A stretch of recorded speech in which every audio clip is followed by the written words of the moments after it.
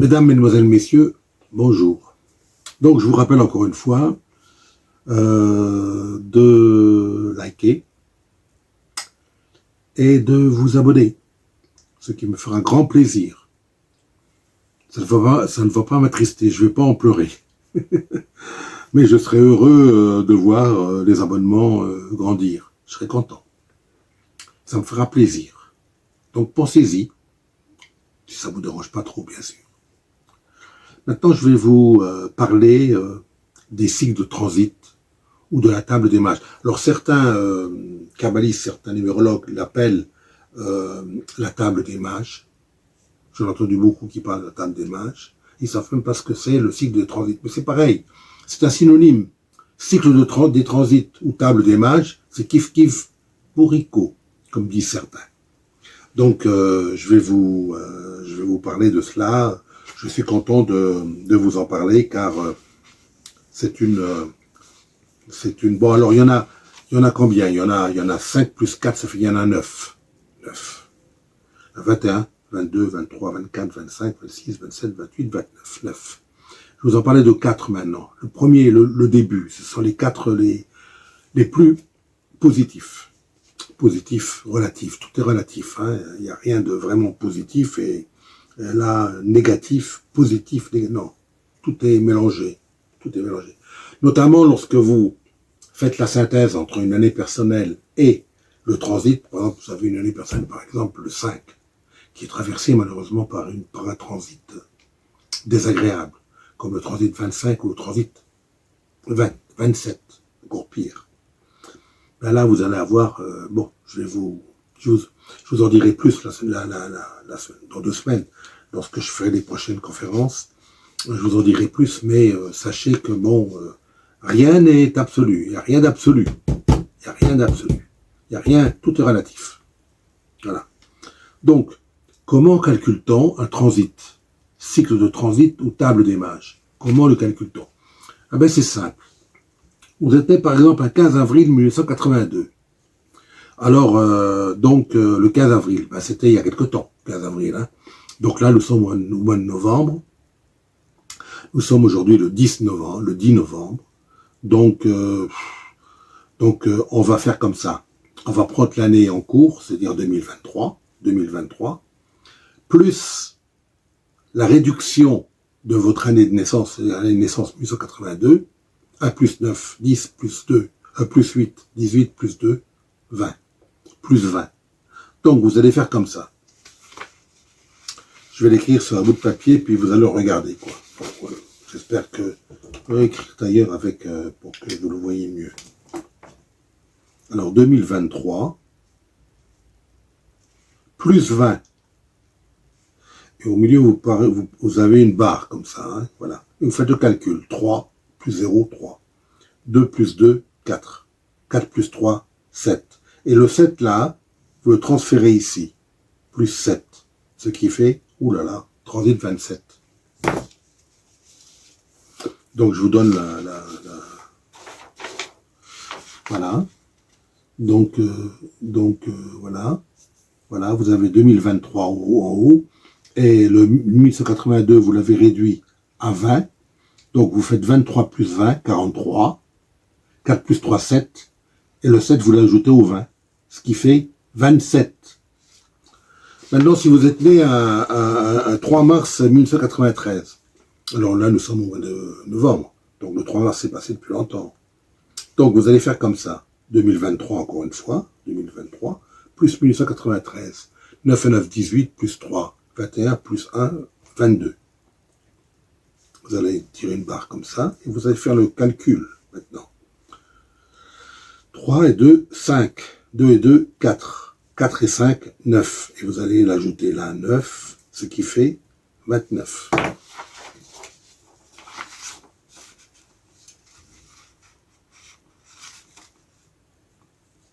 Voilà. Donc là, vous avez 2023. Vous ajoutez donc 22, puisque 1993, c'est le 22. Hein. 1 plus 9, 10, plus 9, 19, plus 3, 22. Donc, 23 plus 22, 45. 4 plus 5, 9. Le 9, vous l'ajoutez au 20, ce qui fait 29. Voilà. Donc j'espère que, bon, j'espère que vous avez compris. Voilà, c'est simple comme bonjour. Mais, bon, certaines personnes n'y arrivent pas. Donc faites-vous aider par quelqu'un qui regardera, qui comprendra. Faites-vous aider par quelqu'un ou envoyez-moi un message, je vous expliquerai. Je vous l'expliquerai sur la réponse de mes... Il faut toujours regarder la réponse de vos messages que vous m'envoyez. Mais la réponse sur le téléphone, sur la conférence, hein, en dessous, sur les commentaires, dans les commentaires. Donc je commence. Transit 21 ou table des mages 21, comme vous voulez. Hein. Voilà. Alors, le cycle de transit 21 apporte souvent des succès dans une entreprise. Succès dans une entreprise. On a souvent, oui, le 21, c'est la jeunesse. Hein. Donc, on a souvent affaire à des jeunes, de corps ou d'esprit. Peut généralement apporter le décès d'un proche, car la numération du mot mort égale 21, effectivement. Dans l'inclusion, je ne vous apprendrai pas ça, c'est pas la peine. Hein. Dans l'inclusion, vous avez A, B, C, D, E, F, G, H, I, ça fait 1, 2, 3, 4, 5, 6, 7, 8, 9. Après, vous avez J, K, L, M, N, O, P, Q, R, S, T, encore 9. Et vous avez en dessous S, T, W, X, Y, Z. Oui, vous avez une table qui est très facile. Hein. Vous avez l'alphabet. Vous les mettez jusqu'à 9, et 1, 2, 3, 4, 5, 6, 7, 9, et puis en dessous, vous écrivez A, B, C, D, E, F, G, H, I, et après vous revenez à la ligne J, K, L, M, N, O, P, Q, R, R c'est le 9, ensuite R, S, T, U, V, W, X, Y, Z, jusqu'à 8. Donc vous avez mort. M c'est le 4, vous verrez si vous faites la petite table, 4. Le O, c'est le 6, le R, c'est le 9, et le 2, c'est le 3, et le T, c'est le 2. Donc 6 et 4, 9, 6 et 4, 10, plus 9, 19, plus 2, 21. Alors, vous êtes en transit 21, si quelqu'un de votre entourage décède, cela veut dire que c'est une délivrance pour cette personne-là. Sachez-le, hein, c'est une délivrance. Elle en avait ras le bol, elle voulait partir. Vous ne voulez plus rester. C'est comme ça lorsqu'on vieillit, hein, lorsque la vieillesse arrive et que les maladies s'entrechoquent dans votre être, tout fébrile, tout petit, tout minuscule, sans défense, vous avez envie de partir. Vous pouvez plus, vous n'avez plus la force de la jeunesse et vous voulez partir. Vous voulez véritablement disparaître de cette terre. Alors, c'est un cycle transit 21, c'est un cycle comparable à l'année 3. Le 21, c'est la réussite, donc le succès, l'étranger, la libération.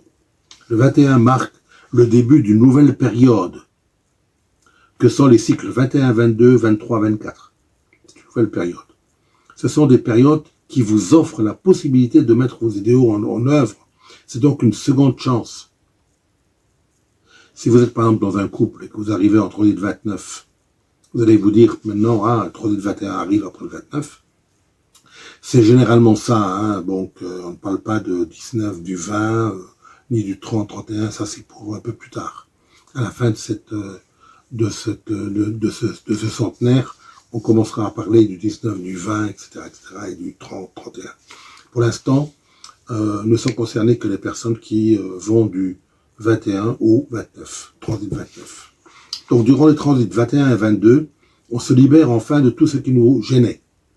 Bon, les hommes, les femmes ont beaucoup de mal de se débarrasser de cette période. Dans cette période-là, bon, il est difficile de mettre les choses comme ça un petit peu de côté et de se débarrasser des choses qui vous gênent. Durant les transits 23 et 24, on reconstruit quelque chose de nouveau, là, oui, parce que là, vous pouvez rencontrer en transit 23, en transit 24, vous pouvez rencontrer quelqu'un de sérieux, qui veut véritablement faire sa vie avec vous. Hein, et vous ne serez pas là en train d'attendre une personne qui tergiverse, qui se dit, bon, voilà, je profite de la situation, mais bon, je m'investis pas, comme la plupart font. Hein. Les hommes comme les femmes, hein, voilà. Bon. Attention à ne pas passer à côté de ces transits qui vous permettent d'entrevoir la vie sous une autre forme, une nouvelle forme. Un exemple, donc je vous ai parlé, là, je viens de vous parler de personne. Bon. Vous êtes en couple avec quelqu'un qui n'est pas libre. Or, vous êtes libre. La personne qui n'est pas libre tergiverse. Or, la personne libre commence à se rebiffer. Et la destinée peut lui présenter quelqu'un qui sera libre, effectivement. Libérez-vous d'une personne toxique, d'une personne qui n'est pas pour vous, ou que vous sentez que ça ne va pas. Libérez-vous d'elle en transit 21-22. Comme ça, quand vous arriverez en transit 23 ou 24, vous serez libre et vous n'aurez pas à vous cacher. Vous n'aurez pas à vous cacher. Et vous serez libre de faire ce que vous voulez. À moins, bien sûr, que cette année, disons une année 6, avec un transit 24, c'est extraordinaire. Mais s'il y a une maison 12 qui passe dessus, la maison 12, c'est la maison des amours secrets, vous verrez. Je vous en parlerai les prochaines fois. Les amours secrets, donc c'est un petit peu bizarre tout ça. Hein. Donc là, vous verrez que bon, la personne, vous êtes libre, et la personne avec laquelle vous êtes vous dira, etc. Je suis marié, etc. Il faut, bon, voilà, tu peux cacher la situation parce que bon, ça me dérange. Bon, voilà. Donc vous comprendrez. Plus vite on se libère et plus vite le bonheur arrive. Voilà. Donc 21, 22, libérez-vous. 23, 24, vous aurez la possibilité de rencontrer quelqu'un. Je suis persuadé. Maintenant, je vais vous parler du transit 22, la table des mages 22, encore une fois. Période instable, agitée, très tendue, nerveusement. Il y a des décisions à prendre. On change souvent de cadre de vie. Rencontre affective possible. 22. Déménagement possible. Il faut bien réfléchir avant de passer à l'action. Donc réfléchissez. Hein. Si en transit 21, on n'a pas nettoyé les écuries d'Augias, c'est la mythologie grecque. C'est le transit 22 qui s'en charge. Autrement dit, le destin va vous forcer à quitter les faux amours, les fausses amitiés, quitte à recevoir un grand coup de massue sur la tête. C'est donc souvent en transit 22 qu'il y a la mort du couple, soit par une séparation, soit par un décès. En transit 22, alors là, si vous êtes avec quelqu'un de toxique et que cette personne décède au transit 22, c'est une libération pour vous. Hein, voilà. Donc c'est autre chose. En transit 22, il y a souvent des ras-le-bol. La personne a du mal à vivre le quotidien. La personne a envie de claquer la porte. Il faut donc préparer ses valises. Mais il faut le faire avec doigté, toujours avec doigté. Jamais de façon brusque. Maîtrisez vos émotions, hein, parce que vos émotions peuvent vous conduire à l'échec. Donc maîtrisez vos émotions. Facile à dire, mais difficile à faire, je sais. Mais essayez de vous en souvenir. Quand vous voulez réagir d'une façon énergique, de façon émotive, émotionnelle, soyez circonspect. C'est mon conseil. Là, vous faites ce que vous voulez. Parfois, c'est le partenaire qui fuit sans préavis. Ah oui, parfois, en transit 22, vous avez le partenaire qui fuit. Hein, une passion, coup de foudre, coup de folie. Toutefois, plus vite l'amour part, plus vite il revient. Alors là, vous verrez, en transit 22, j'ai remarqué ça beaucoup dans mes consultations que je faisais il y a 25-30 ans. J'en faisais comme ça, d'une façon ludique, pour amuser un petit peu la compagnie. Transit 22, l'amant ou la maîtresse sont partis. Partis, coup de folie, coup de bambou, coup de folie, coup de passion. Eh bien, elle part vite, mais elle reviendra vite. La personne reviendra vite. Mais que ce soit l'un des partenaires qui quitte l'autre, il y a toujours une cassure indélébile. Effectivement, si votre partenaire Si vous êtes une dame et que votre compagnon vous a quitté, il reviendra vite, mais il y aura toujours une petite cassure indélébile dans le fond de votre tête. Il m'a quitté, donc il peut me requitter l'année prochaine ou dans 2 ans ou dans 6 mois ou dans 1 mois. Ça peut être aussi une période de fugue ou de décès. Quand le couple bat de l'aile, c'est une période propice pour celui qui est en transit 22 pour faire ses valises au sens propre. C'est le grand départ. Alors en transit 22, il y a soit arrêt du couple, du travail ou tout logement, il y a des portes qui se ferment, mais c'est pour votre bien. Soit c'est une période de vol, des vols, des pertes, oui, des maux de tête, des égarements de la mémoire, on fait 36 jours en même temps. Il y a de l'impulsivité, égarement en parole, en acte, en écrit, par précipitation, car les paroles dépassent souvent la pensée. Exemple maintenant. Transit 22 plus maison astrologique 7. C'est le décès du mari ou de l'épouse. On voit à transit 22, quelle que soit l'année personnelle, transit 22 plus maison astrologique 7, décès du mari ou de l'épouse. Transit 22 et maison astrologique 8, c'est la mort de quelque chose, je ne sais pas quoi. Là, il faut voir un petit peu, sa boule de cristal, comme on dit. Transit 22 et maison 4, mort du foyer. Transit 22 et maison 4, cambriolage répétitif. Ah oui, le 4, c'est 4, 22, 4, mais le 4, maison astrologique 4, c'est cambriolage. Il y aura des cambriolages répétitifs. En année personnelle 4, en année personnelle 9 et transit 22, ce sont les années les plus pénibles, notamment s'il y a une maison astrologique 4. Là, vous êtes dans la panade. Mais bon, pas une panade mortelle, mais une panade transitoire. Voilà.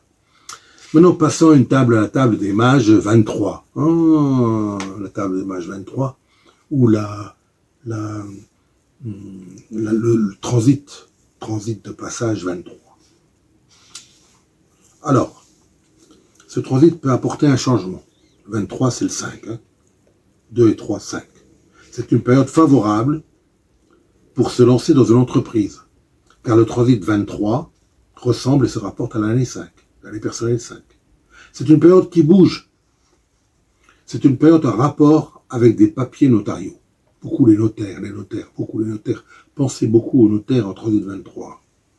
Ce transit 22, la personne décide, enfin, en transit 23, elle fait les papiers. Elle fait les papiers avec un notaire. Ah oui, elle a décidé. Souvent, les affaires qui traînent depuis longtemps aboutissent favorablement. On fait des rencontres intéressantes en transit 23. C'est une période favorable pour le travail aussi. C'est la meilleure année professionnelle, notamment lorsque le transit 23 rencontre l'année 1, l'année 4 et l'année personnelle 8, mais également l'année personnelle 2. J'ai remarqué cela. Alors, année personnelle 1 plus transit 23, c'est une période professionnelle en exclusivité professionnelle.